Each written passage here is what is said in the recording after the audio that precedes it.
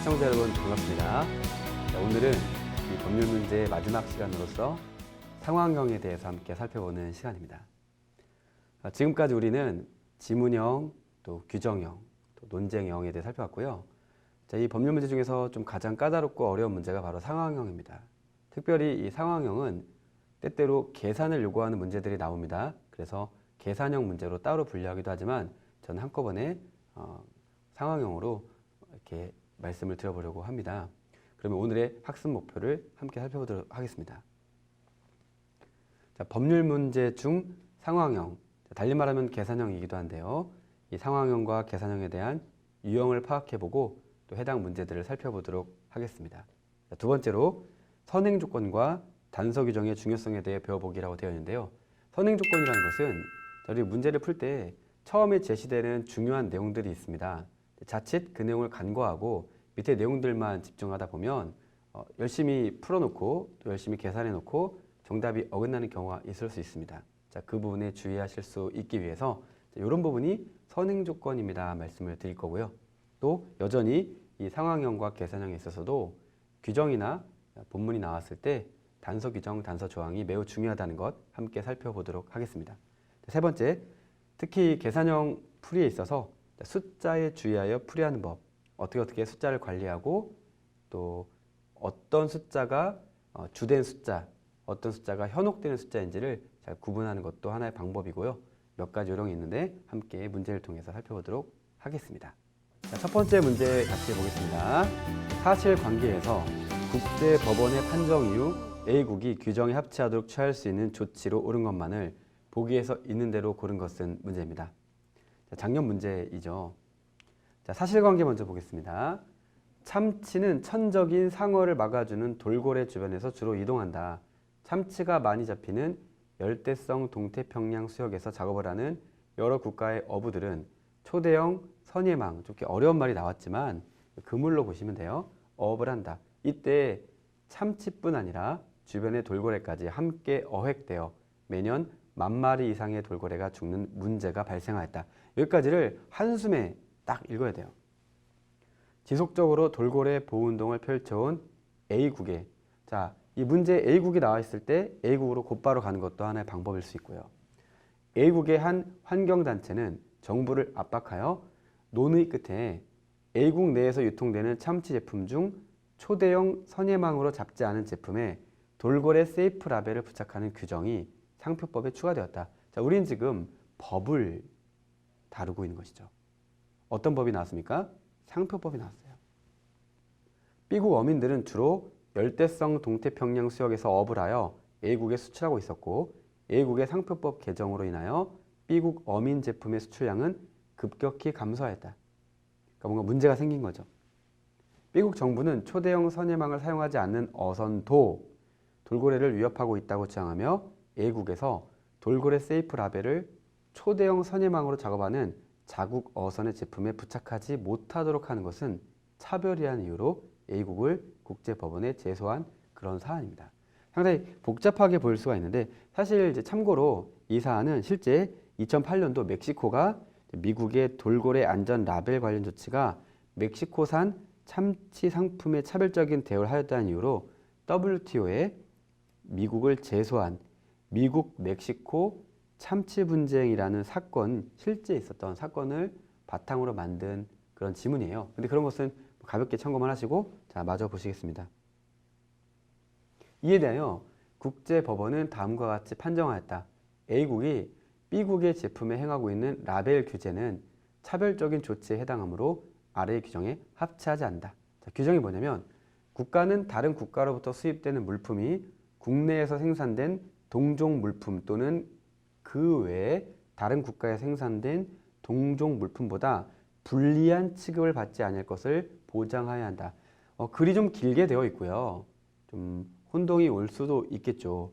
그런데 막상 선택지를 보면 그렇게 어렵진 않습니다. 자, 보기를 보면 A국은 상표법에 있는 돌고래 세이프 라벨 조항을 철폐하였다. 자, 이 문제가 요구하는 게 뭐냐면 자, 사실관계에서의 국제법원 판정 이후에 A국이 규정에 합치하도록 취할 수 있는 조치예요. 지금 뭔가 문제가 발생했고 그 문제를 해결하고 해소할 수 있는 조치가 뭐냐? 그것이 기억이죠. 자, 기억해 보면 아예 그 조항을 철폐했다 나왔기 때문에 쉽게 볼 수가 있습니다. 즉, 이 상표법에 규정하고 있는 돌고래 CF 라벨 조항이 문제였는데 그 조항을 철폐한다면 당연히 차별적 라벨 규제가 적용될 여지가 사라지겠죠. 그래서 더 이상 차별적이지 않게 되겠죠. 옳은 판단이 될 수가 있습니다.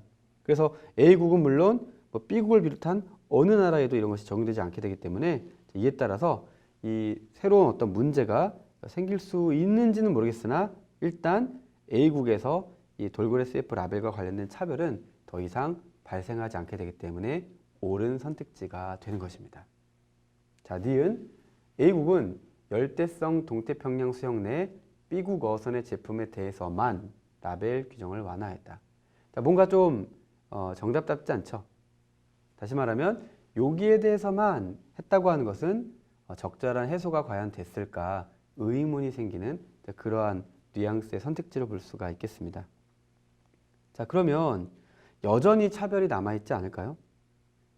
자, 이것은 지금 이 니은에 나와 있는 B국 어선의 제품에 대해서만 규정을 완화한다고 하면은 B국 이외에 다른 국가, 뭐 A국도 포함될 수 있고요. 다른 국가의 어선들이 초대형 선예망으로 열대성 동태평양 수역에 또 다른 수역에 참치 조업을 할 수가 있기 때문에 여전히 차별이 남아있다. 이것은 적절한 해소를 볼 수 없다는 것을 사실상 기억과 니은이 확연히 달라요, 내용이. 그래서 니은은 해당 사항이 없다는 것을 알 수 있죠. 그렇다면 정답은 1번과 3번으로 압축이 됩니다. 자, 디귿 A국은 모든 어업 방식에 적용될 수 있도록 상표법의 라벨 규정을 강화했다라고 되어 있는데요. 자, 이렇게 되면은 자, 이것은 이 A국이 상표법의 라벨 규정을 자, 초대형 선예망 방식뿐 아니라 모든 어업 방식에 적용될 수 있도록 강화하는 것이 됩니다. 다시 말해 돌고래에게 피해를 입힐 수 있는 어업 방식 전체를 규정해서 자, 모든이란 표현이 중요합니다. 모든 수역에 적용될 수 있도록 강화했기 때문에 차별적인 조치가 아니게 되는 것이죠. 결국 어떤 범위의 문제를 볼 수가 있어요. 아예 기억처럼 조항을 철폐하면 당연히 해소될 것이고 니은과 디귿을 한꺼번에 보셔야 되는데 자, 니은은 뭐에 대해서만 나와 있으니까 여전히 문제가 남아있는 것이고 자, 디귿은 또 모든 어업 방식이라고 해서 다 포괄해서 한 번에 해결하려고 했기 때문에 자, 이것도 해소가 될 수 있겠다. 이렇게 판단하는 것도 좋은 방법으로 볼 수 있겠죠. 자, 그래서 이런 식으로 뭔가 현재 직면하고 있는 문제를 적시한 다음에 그럼 이 문제 해소를 위해서는 어떻게 하는 것이 확실한가에 대해서 판단하고 있는 그런 선지를 보여주는 것입니다. 자, 그럴 때 이 차별이라는 표현, 또 만이라는 표현, 자, 모든이라는 표현을 좀 더 강조해서 이 선택지들을 보셨다면은 좀 더 수월하게 문제를 풀 수도 있었을 것이라고 생각하면서 자, 이 문제 간단하게 정리해 보았습니다. 두 번째 문제 보겠습니다. 참고로 이 문제는 지금까지 출제된 거의 대부분의 법률 문제 중에서 가장 어려운 문제입니다. 그것이 왜 어려웠는지에 대해서도 제가 잠깐 말씀을 드려보겠지만 한번 주의 깊게 보셔야 될 그런 문제입니다. 다음 글에 비추어 판단한 것으로 옳지 않은 것은 이라고 하는 좀 다소 오래된 2012년에 출제된 2013학년도 문제인데요. 1번 문제로 출제가 되었고 이 문제를 득점한 사람이 100명 기준으로 20명이 될까 말까 정답률이 30%보다 훨씬 낮은 그런 문제를 보시면 되고요. 상당히 어려운 문제였습니다.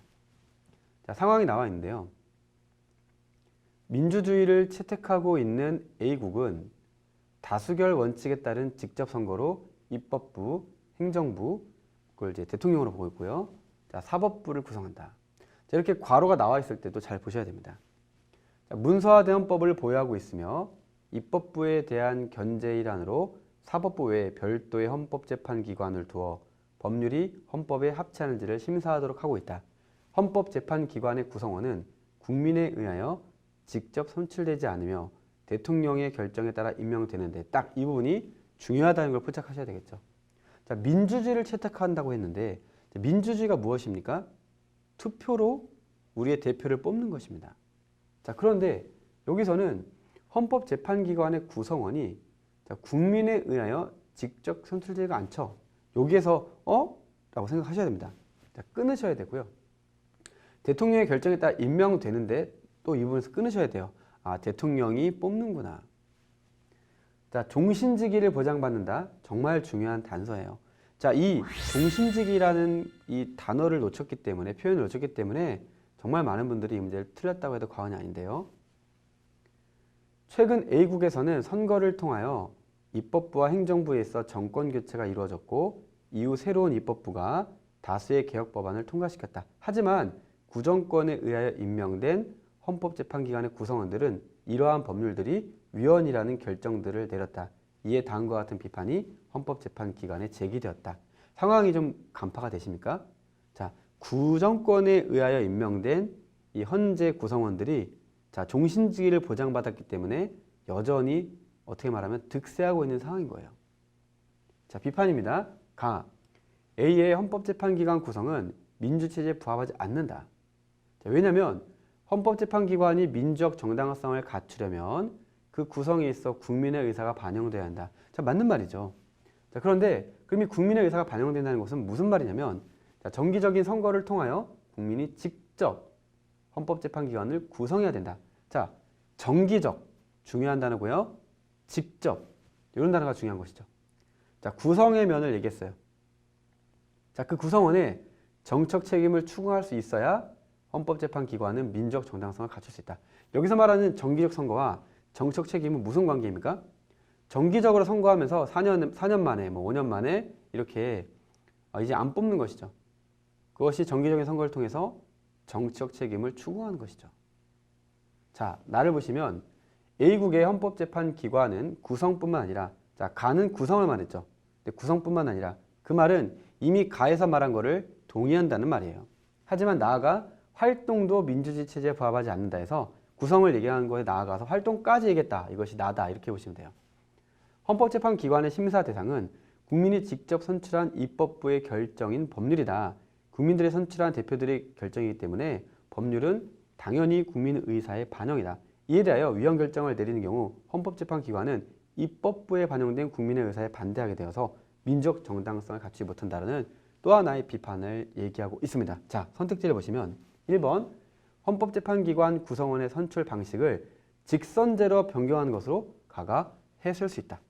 자, 이쯤에서 정말 많은 분들이 1번은 맞구나 하고 넘어간 거예요. 하지만 정답은 1번이었어요. 자, 옳지 않은 것은 1번이었습니다. 자, 왜 그렇습니까? 헌법재판기관 구성원의 선출 방식을 직선제로 변경하자. 정권도 바뀌었는데 변경하자라고 하더라도 무엇이 문제죠? 종신직이었어요. 종신직위는 현재 존재하는 헌법재판소 이 재판관들이 다 사망에 이르러야 다 이제 뭐 병이라든지 뭐 노환이라든지 죽을 때까지 하는 게 종신직위이기 때문에 그 전까지는 단지 제도를 직선제로 변경한다고 해서 아무것도 변하는 것이 없는 거예요. 정기적인 선거가 이루어질 수가 없는 것이죠. 그래서 해소되지 않았는데 이것을 빨리 보면서 그래 직선제로 변경하면 되겠네. 1번은 맞네. 딴 거 보자. 이렇게 넘어간 경우가 많았던 것입니다. 이에 대해서 이의제기와 빗발쳤고 여러 가지 이의제기가 있었어요. 그러나 답변은 명쾌하게 말하고 있습니다. 답변을 소개해드리면 선출 방식과 임기 모두를 변경하지 않는 한 가해 비판은 해소할 수가 없다. 직접 선거로 헌법재판기관 구성원들을 선출한다고 하더라도 즉 이렇게 직선제를 변경한다고 하더라도 이들의 임기를 기존처럼 종신제로 보장한다면 선거는 부정기적으로 이루어질 수밖에 없고 또한 선거를 통해 정책 책임을 물을 수 있는 기회를 가질 수가 없게 된다. 종신직이라는 그 부분까지 건드려야 된다는 것이죠. 자, 이렇게 이의제기 답변을 해도 그래도 받아들이지 않는 참 많은 분들이 있었어요. 그 이유가 무엇이냐면 자, 여기 나와 있는 이 비판 이전에 이 상황이 사실은 이것이 미국의 상황입니다. 자, 많은 분들이 이 미국의 헌법재판기관에 대한 제도에 대한 일련의 배경 지식이 있었던 거예요. 글을 보는 순간 미국이네 하면서 푼 것입니다. 하지만 이 문제에서 정확히 뭐라고 하냐면 다음 글에 비추어 판단해야 돼 있어요. 자신의 배경 지식이 긍정적으로 작용되는 경우도 분명히 있습니다. 하지만 때로는 배경 지식이 도리어 부작용을 일으키는 경우도 꽤 많이 있습니다. 이 글에만 근거해서 충분히 풀 수 있게 된단 말이에요. 근데 참 많은 분들이 다 말씀드리기 힘들지만 그렇게 배경 지식에 근거한 풀이를 함으로써 왜곡된 판단을 한 경우도 볼 수가 있었던 것이죠. 자, 1번에 대해서는 그 정도 말씀을 드리면 될 것 같습니다. 자, 2번. 그러니까 나머지 다 맞는 거예요. 헌법재판기관이 법률들에 대하여 합헌 결정을 내렸더라도 가가 해소되지 않느냐. 제가 방금 말씀드렸죠. 가가 해소되려면 어떻게 해야 된다고요? 선출 방식과 임기 모두를 변경해야만 해소되는 것이죠. 근데 이번에 이 내용으로 그렇게 볼 수는 없는 것이죠. 여전히 해소되지 않는 것입니다. 자, 3번. 나에 따라 헌법재판제도 자체가 입법부에 대한 견제 수단으로 적절하지 않다고 정할 수 있다. 자, 나에 보면 자, 입법부에 국민의 의사가 반영되어 있고 이를 심사하는 헌법재판제도 자체가 국민의 의사에 반할 수 있다고 하기 때문에 이것이 옳게 됩니다. 3번은 크게 어렵지 않습니다. 4번. 나에서는 헌법재판기관 구성과 관련된 대통령의 결정이 국민의사의 반영이라고 이해하지 않는다. 자, 이에 대해서도 답변이 있어요. 제가 소개해드리면 헌법재판기관의 구성원은 대통령의 결정에 따라 임명되는데 가를 거론합니다. 지금 여기 나만 나와 있지만 나에서 뭐라고 했냐면 자, 다시 보시면 A국의 헌법재판기관은 구성뿐만 아니라고 했죠. 이 말은 구성에 있어서는 동의했다는 얘기예요. 자, 그래서 이 4번에서 구성과 관련된 이 부분인데 자, 그러면 가는 헌법재판기관이 그 구성에 있어 국민의 의사를 반영하지 못한다고 비판하고 있고 자, 이 점에 대하여 나는 수용하고 있습니다. 가의 비판을 수용하고 있다. 따라서 나는 동일한 입장으로 대통령의 결정이 국민 의사의 반영이라고 이해하지 않는 것이다. 자, 무슨 말이냐? 이 뿐만 아니라 라는 표현에 집중해서 이 선택지를 정리해야 함을 알려주고 있다. 이렇게 볼 수 있는 것입니다. 자, 5번. 가, 나 모두 국민의 의사라는 용어를 다수결로 정해진 국민의 의사라는 의미로 사용하고 있다. 자, 이런 것은 가와 나에서 각각 그 해당 내용을 찾아보면 되는 것인데요. 이 또한 이의제기가 있었고 답변이 있습니다. 자, 가에서는 국민의 의사는 정기적인 선거를 통하여 국민이 직접 헌법재판기관을 구성하고 라는 그 내용으로 알 수 있다. 즉, 그 내용을 고려할 때 다수결로 정해진 국민의 의사라는 의미로 사용되고 있다. 이렇게 답변하고 있고요. 또한 나에서도 국민들이 선출한 대표들의 결정이기 때문에 법률은 당연히 국민 의사의 반영이다. 라는 그 표현을 통해서 국민의 의사라는 용어는 국민들에 의한 대표들의 선출, 즉 다수결로 정해진 국민의 의사를 의미한다라고 하고 있습니다. 자, 무슨 말입니까? 결국 이 5번 선지는 찾아보란 얘기예요. 4번 선지는 나라고 했지만 나가 구성뿐 아니라 했으니까 그 부분, 구성뿐만 아니라는 그 부분을 통해서 맞춰보란 얘기예요. 2, 3번은 어렵지 않습니다. 하지만 이 1, 2번의 경우를 한꺼번에 보는 것도 하나의 방법이었던 거예요. 가가 과연 해소할 수 있는가? 어떻게까지 해야지 해소되겠는가? 하지만 2번처럼 해도 1번처럼 해도 해소되지 않는 것을 이 글에 나와 있는 종신직이라는 그 키워드를 통해서 또 구성과 또 이런 관련된 필요조건 어떻게 하는 것이 과연 정기적인 선거를 통하여 국민이 직접 구성하고 정책 책임을 충원할 수 있는 여기까지 해야만 과연 민족 정당성을 갖추는 것인데 이게 해당되는가 이렇게 살펴봐야 되는 사실은 상당히 어려운 문제였습니다. 이 문제를 아무런 배경 없이 그냥 처음에 딱 풀어보세요 하면요. 정말 10명 중에 8명, 9명이 틀린 것을 제가 오랜 기간 확인할 수 있었던 좋은 문제입니다. 결국 이 문제를 통해서 제가 말씀드린 부분과 또 강조한 부분들 또 답변에 나와 있는 내용들을 잘 정리하셔서 이 문제를 통해서 우리가 무엇인가 하나 배우는 것이 있어야만 되는 그런 좋은 문제였다라고 말씀드릴 수 있겠습니다. 세 번째 문제 해석하겠습니다.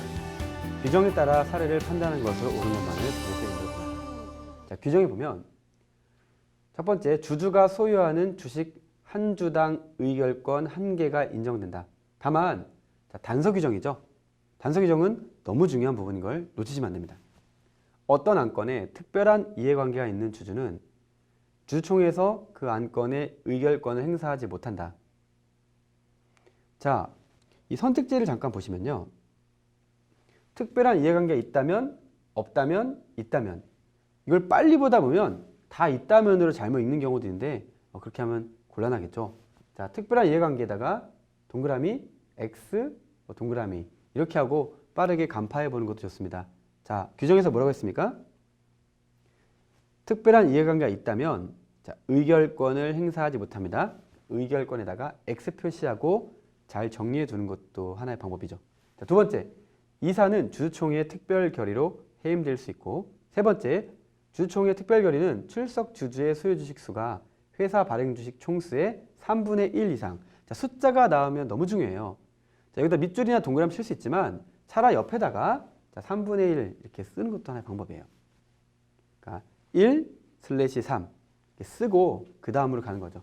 출석 주주 중에서 의결권 행사할 수 있는 주주의 의결권 수의 3분의 2 이상 찬성이라는 두 가지 요건을 모두 충족하는 결의를 말한다. 해서 이것을 성립 요건, 뭐 의결 요건 이렇게 두 가지로 나누어서 보는 것도 하나의 방법이에요. 자, 사례입니다.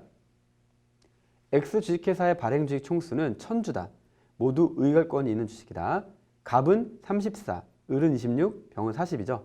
자, 동그라미나 옆에 써보거나 해서 갑을 병을 정확히 잘 나눠야 됩니다. 자, 병은 이 회사의 이사이다. 한편 병의 이사 해임 안건이 주주총회에 상정되었고 병이 자신의 해임 안건에 대하여 특별한 이해관계가 있는 주주인지 여부가 다투어지고 있다. 자, 중요한 것은 숫자 3개일 뿐이고요. 자, 그 다음에 보시면 됩니다. 자, 기억을 보면 병이 해임 안건에 특별한 이해관계가 있다면, 자, 있으니까 의결권이 없죠. 자, 갑을 병이 모두 출석한 경우 갑과 을이 모두 해임에 찬성해야만 병의 해임 안건이 가결된다. 자, 이 숫자가 각각 34, 26, 40이었어요. 자, 병은 없습니다. 그럼 나머지 40을 빼고 나면 34 더하기 26, 60이죠. 간단하게 40 빼면 60이에요. 자, 60인데 60의 3분의 2 이상이 돼야 됩니다. 자, 60을 3으로 나누면 20, 20, 20이죠. 3분의 2라는 건 어떻습니까? 40 이상입니다. 하지만 갑도 을도 34, 26이니까 각각 40이 안 됩니다. 자, 그러므로 갑이 혼자 찬성하거나 을이 혼자 찬성해도 안건이 가결될 수가 없는 상태예요. 그러므로 모두 찬성해야만 3분의 2 이상이라는 요건을 충족하게 되기 때문에 자, 기억은 맞는 것입니다. 모두 찬성해야만 이라는 것이죠. 정답은 1번, 3번, 5번입니다. 자, 니은입니다. 병이 해임안건에 이번엔 특별한 이해관계가 없는 경우에요. 갑과 을은 불참하고 병만 출석한다고 하더라도 자, 어떻습니까? 의결권이 있기 때문에 자, 이 경우에는 자, 가부의 결의를 할 수 없는 것이 아니라 있다라는 것을 아주 쉽게 알 수가 있는 것이죠. 자, 그래서 자, 지금 병은 몇 프로입니까? 지금 40%죠. 자, 40%니까 자, 3분의 1 이상에 해당되고 또 3분의 2 이상에도 해당이 된다라고 볼 수가 있을 수밖에 없는 것이죠. 자, 그래서 니은은 자, 할 수 있다로 고쳐야 됩니다. 자, 그래서 니은이 틀렸습니다. 정답은 1번과 3번 중에 하나인 것이죠. 자, 디귿입니다. 이번엔 또다시 특별한 이해관계가 있는 경우에요. 자, 있다면 을은 불참하고 갑과 병은 참석한 경우 갑의 찬성만으로 가결할 수 없다라고 되어 있습니다. 자, 갑과 그 병인데 지금 특별한 이해관계가 있습니다. 있으면 의결권이 없죠. 자, 갑을병 중에서 을이 불참했어요. 갑병 중에서 자, 병은 의결권이 없어요. 그러면 갑만으로 100%가 되는 것입니다. 자, 그러므로 갑의 찬성만으로 병의 해임을 가결할 수 없는 것이 아니라 자, 있다가 되는 것입니다. 자, 그러므로 단독으로 이렇게 다 할 수 있구나라는 것을 파악할 수가 있게 됩니다. 그래서 특별결의 성립하고요. 또 어떻습니까? 의결 정족수를 단독으로 갑이 충족해서 할 수 있다. 이렇게 정리하시면 되는 거겠죠. 자, 어떻습니까? 규정이 나와 있을 때 규정에서 이 단서가 계속 사용되는 상당히 중요한 부분임을 알 수가 있었죠. 또 3분의 1, 3분의 2, 34, 26, 40이라는 요 숫자들을 잘 주목해서 이 문제를 본다면 뭐 그렇게 어렵지는 않았을 겁니다. 또한 이 규정 3에서 이 항목이 두 부분으로 나눠져 있기 때문에 첫 번째 항목을 가령 성립 요건으로 보고 또 두 번째 뒤에 부분을 의결 요건으로 두 개를 각각 항목을 나누어서 빠르게 살펴보는 것도 성립이 돼야 의결까지 되는 거고 자, 이 세 사안 다 뭐 되겠네 라는 생각으로 성립되고 의결되고 자, 정족수 따져보는 것이 이 문제의 풀이법이 되는 것이죠. 여기까지 한번 같이 살펴보도록 보았습니다. 네 번째 문제 함께 살펴보겠습니다. X법을 사례 적용할 때 갑이 지급받을 수 있는 보상금의 총합입니다. 그럼 이 문제를 봤을 때 아, 보상금의 종류가 여러 개인가 보다 라고 생각하면 상당히 옳게 판단하신 거예요. 자, 아니야 다를까? 자, 법에 보니까 자, 제1조 재해 등에 대한 보상. 국가의 업무 수행 중 부상을 입거나 사망하면 재해보상금을 지급하고 해서 자, 재해보상금이 있어요.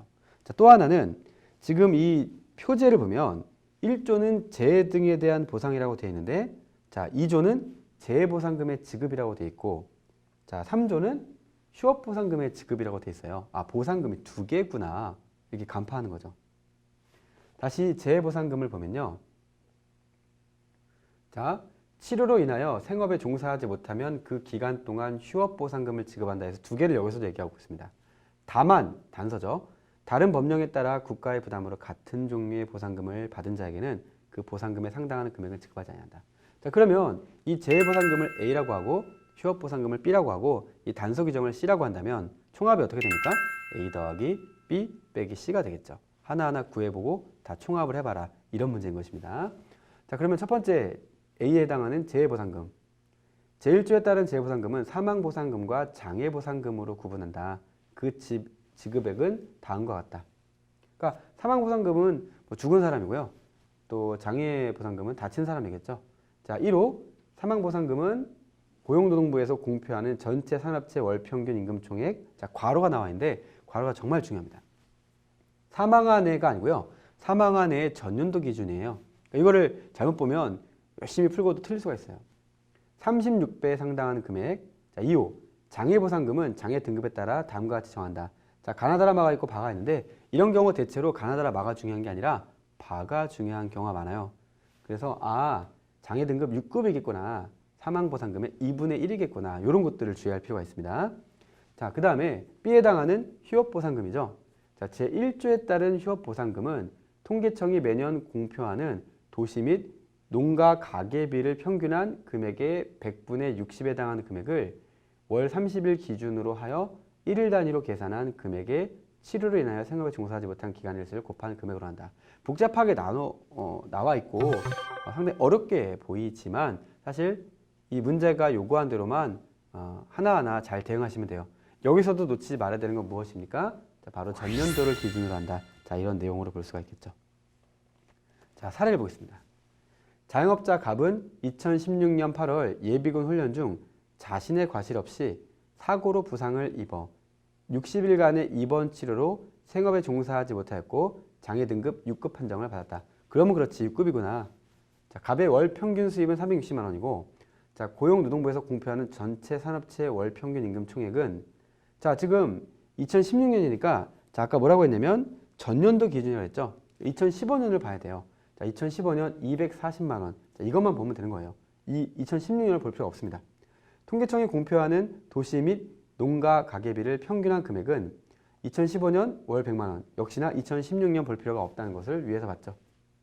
한편 갑은 위 부상과 관련하여 X법이 아닌 다른 법령에 따라 국가로부터 재보상금으로 400만 원을 지급받았다. 자, 어떤 계산을 하거나 A 더하기 B 빼기 C였으니까 마이너스 400, C가 400이죠. 400을 빼야 된다는 걸 알 수가 있었고요. 그러면 A와 B가 각각 어떻게 계산된지를 살펴보면 됩니다. 자, 재보상금의 경우는 자, 장애 등급 6급이니까 2분의 1을 해야 되는데요. 2분의 1을 처음에 해도 되고 나중에 해도 됩니다. 자, 어떻게 되냐? 이 사망보상금이 어떻게 되냐면 자, 이 2015년 전체 산업체 월평균 임금 총액 곱하기 36이에요. 근데 240이었죠? 그러면 계산을 부득불 해야 됩니다. 240 곱하기 36이 돼요. 자, 그러면 8,640이 됩니다. 근데 여기에서 2분의 1을 하라 그랬어요. 그래서 4,320이 된다는 걸 알 수 있습니다. 4,320이 바로 A에 해당하는 금액이에요. 자, 그 다음 B를 봅니다. 휴업보상금이죠. 역시나 2015년 도시 및 농가 가계비 평균인데 자, 2015년으로 봐야 됩니다. 100만 원. 계산이 좀 더 깔끔하겠죠? 100만 원이었어요. 자, 100만 원인데 곱하기 60%를 해야 됩니다. 곱하기 60%를 하고 자, 그러면 그것이 얼마가 되냐라는 거죠. 그러면은 거기다가 이 월 단위로 나눠야 돼요. 지금 30일 기준으로 나누는 거니까 자, 30으로 나누면 어떻게 됩니까? 지금 결국은 자, 거기다 또 한 번 뭘 곱해야 되냐면 60일간의 입원 치료했으니까 곱하기 60을 해야 돼요. 자, 다시요. 이 100만 원 곱하기 자, 0.6을 하고 또 그 다음에 31로 나눈 다음에 다시 한번 곱하기 60을 해야 됩니다. 자, 그랬을 때 결론은 120이라는 숫자가 나오게 돼요. 자, 정리를 해보면 자 4320이 있고 거기다가 120을 더합니다. 400을 빼요. 4040이 되겠죠. 정답이 1번이 되는 그런 문제였습니다. 자, 복잡하게 보이지만 자, 항목을 3개로 나눠서 A라고 제가 호칭한 재보상금을 정확히 구할 수 있어야 되고 2016년 기준이 아니라 2015년 기준임을 파악해야 돼요. 또 B라고 제가 말씀드린 휴업 보상금의 경우도 전년도 기준이 100이었죠. 그것에 100분의 60에 해당하는 금액을 월 30일을 기준으로 1일 단위로 나누라고 했으니까 자, 100 곱하기 0.6 나누기 30이 돼요. 근데 그 금액에다가 사례를 보면 60일간 입원 치료니까 다시 또 곱하기 60을 해야 되는데 결국 120이라는 계산이 나온다는 것이죠. 그러면 앞서 계산 자, 4320 더하기 120 그리고 빼기 C죠. 즉 단서 조항에 의해서 400만 원 이미 받았으니까 그것은 제한다고 하면은 4040만 원이 됩니다. 자, 어떻습니까? 상황형, 사례형, 특히 계산을 함에 있어서는 결코 복잡하고 결국 쉽지 않고 아주 복잡하고 어려운 그런 내용임을 분명히 인지하셨을 겁니다. 그래서 실전에서는 이 법률 문제 중에서 계산형이 들어가 있는 사례형, 상황형은 뭐 좀 나중에 푸시는 것도 하나의 방법일 수 있거든요. 그러나 내가 다른 문제를 잘 풀었고 이제 이 문제도 손을 대야겠다 했을 때는 지금 말씀드린 요령으로 항목을 잘 나누고 단서 규정을 꼭 잘 구분하고 숫자를 잘 구분해서 하나하나 계산한다면 충분히 정해진 시간 안에 풀 수 있는 그런 문제였음을 함께 살펴보았습니다. 자, 5번째 문제 살펴보도록 하겠습니다. 자, 이 문제를 마지막으로 법률 문제를 1단락 하게 되는데요. 그만큼 어렵고 또 가장 대단원의 막을 장식하는 그런 문제로 준비해 봤습니다. 작년 문제고 작년 8번 문제인데 아마 실전에서 이 문제를 맞으신 분은 그렇게 많지 않을 수도 있어요. 그만큼 어려운 문제고 왜 어려운가에 대해서 간단히 말씀을 드리고 혹시 그러면 좀 간명하게 또 나름 요령 있게 풀 수 있는 방법은 없는가도 한번 같이 살펴보는 시간을 마련해 보겠습니다. 자, 규정을 근거로 사실관계에 대하여 옳은 판단을 하는 변호사는 문제가 참 그럴듯하죠. 자, 규정을 보면 종업원은 직무와 관련한 발명에 대하여 기여도에 따라 다음과 같이 보상을 받을 권리를 가진다. 자, 바로 이 기여도가 제가 오늘의 학습 목표에서 말씀드린 사전 정보입니다. 사전 정보 또는 초기 조건이라고 하는데요. 자, 이거를 놓치고 기껏 이 문제를 풀었지만 틀린 분들도 적잖게 봤습니다. 자, 기여도라는 건 퍼센테이지를 말하는 거예요. 내가 발명에 내 기여도가 몇 프로다, 몇 분의 1이다. 그러면 총합에다가 결국 기여도를 곱해야 되는 거죠. 근데 이걸 놓친 분들이 꽤나 많았다는 것이죠. 이 부분 놓치시면 안 됩니다. 자, 그 다음에 1. 회사가 직무 발명에 대한 특허 출원을 할 경우 출원 보상을 한다. 보상금은 그 중요도에 따라 건당 10만 원에서 30만 원을 지급하며 나머지는 회사 내에 설치된 직무 발명 심의위원회의 결정 심사후에 지급한다. 그래서 출원 보상이 나와 있는데 이 사안에 출원 보상이 해당될 수도 있고 안 될 수도 있어요. 자, 2. 회사 명의로 등록된 특허권을 매도 또는 임대했을 때 처분 보상을 한다. 자, 출원 보상과 처분 보상 두 개 항목이 있고 둘 다 다루는 것인지 하나만 다루는 것인지도 잘 보셔야 됩니다. 보통은 이렇게 두 개가 제시될 때는 두 번째 게 중요한 경우도 꽤 많습니다. 특허권을 타인에게 유상으로 임대한 경우에는 특허 임대 수익의 5에서 10%에 해당하는 금액을 발명자에게 보상금으로 지급한다. 이 5에서 10이라고 하는 숫자도 잘 보셔야 되는 거죠. 자, 3. 단서 규정이죠. 특허 임대 수익의 산정은 수령할 거나 수령할 총 임대료에서 개발 비용, 영업 비용을 제외한다. 자, 그러면 출원 보상, 처분 보상이 있고 또 처분 보상도 자, 5%에서 10%로 해야 되고 여기에서 뭘 빼야 되냐면 개발 비용, 영업 비용을 빼야 되고 그 금액에다가 전체적으로 퍼센테이지, 즉 기여도를 적용해야 되는 게 이 문제 계산입니다. 자, 사실관계를 보시면 X는 Y사의 직무 발명에 대한 정당한 보상금의 지급을 요청한 소송을 하기 위해 법무부인이 찾아갔어요. 그 법무부인의 변호사로서 어떤 판단을 할 수 있냐 이 문제죠. X는 Y사에서 2007년부터 4년 4개월 동안 연구원으로 근무했고요. Y사의 다른 연구원들과 함께 X사가 독점하고 있는 의약품과 동등하면서도 제조원가 대비 38%로 생산 가능한 방법을 자, 여기까지는 중요하지 않습니다. 자, 중요한 부분은 뭐였습니까? 중요한 부분은 자, 여기서 말하는 출원 보상 그리고 처분 보상 그리고 임대료, 개발비용, 영업비용 등이었어요. 자, 다시 한번 보시면 자, 총 임대료에서 빼라고 했는데요. 여기서 또 놓치지 말할 게 뭐였냐면 자, 수령하였거나 수령할입니다. 수령하였거나는 이미 받은 걸 말하죠. 수령할은 앞으로 받을 금액까지도 포함해서 계산하라는 걸 말합니다. 자, 다시 보시겠습니다. 자, 이 48억 원의 비용을 들여 발명했다. 이 48억 원이 개발 비용이에요. 그러니까 규정 3에서 개발 비용에다가 48을 쓰시면 됩니다. 해당 발명에 관여한 연구원들은 Y사에게 직무 발명에 관한 특허받을 권리를 이전했다. Y사는 자사 명의로 특허 출원을 하였다. 이와 관련된 특허 발명에서 X의 기여도는 3분의 1. 자, 이것은 마지막에 해야 되는 부분이에요. 즉, 이 규정 1 위에 기여도에다가 3분의 1이라고 쓰셔야 됩니다. 전체 금액에서 3분의 1밖에 안 되는 거죠.